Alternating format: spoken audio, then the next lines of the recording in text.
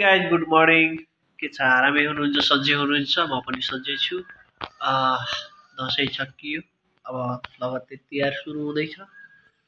मेरो कपाल आहा wow Korean boy. यो चाहिँ क्वार्टरको किचन हो, हेर्नुहोस् होइन। मैले अहिले खाना पकाउँदैछु। अब यसो मन लाग्यो ब्लगिङ गर्ने, सो म स्टार्ट गर्दैछु आफ्नो ब्लगिङहरू। सानो कुराहरू म देखाउने प्रयास गर्दैछु। मन पराइदिनु होला होइन। अब जे जस्तो भए पनि अपग्रेड हुँदै जाने सोच छ मेरो। बिस्तारै ब्लगिङ पनि स्टार्ट गर्दैछु। यो पछाडि देख्नुभएको छ मेरो क्वार्टर, यो भन्नाले मैले काम गर्ने अफिसको क्वार्टरको किचन। हालसालै भनेको कस्तो राम्रो, आहा। अनि यहाँ छ दुईटा किचन, एउटा स्यामसङको, एउटा व्हर्लपुलको होइन। डबल डोर हो यो,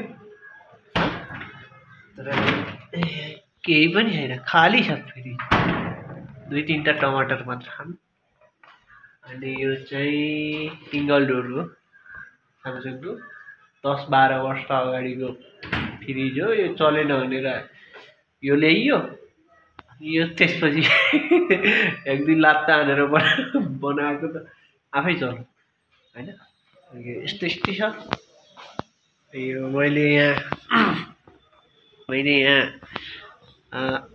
खाना पकाउँदैछु, अनि ब्लगिङ पनि स्टार्ट गरेको छु। यो कुकर हो, यसले सिटी पनि हाल्छ। यसमा भात पाक्दैछ होइन, लेट्स सी। अनि यता हाम्रो चाहिँ यो भयो मेरो कपाल हेर्नु, मान्छे पनि हेर्नु होइन, कस्तो लाग्छ कमेन्टमा लेख्नु होला। अनि यो एरिया चाहिँ TV room, waiting rest room भनौँ, रेस्ट रुम होइन, टिभी रुम हो। यहाँ बसेर चिया नास्ता गर्नु।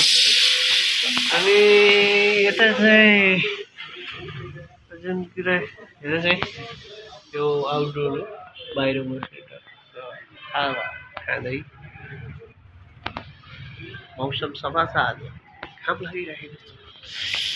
Wow wow wow wow. उता त बाढखोला देखिन्छ होइन। यतापट्टि चाहिँ बुटल जाने हाइवे हो, पृथ्वी हाइवे। प्लस साथीहरू, आजलाई यति नै। फेरि पनि म एउटा ब्लग लिएर आउँदैछु छिट्टै नै।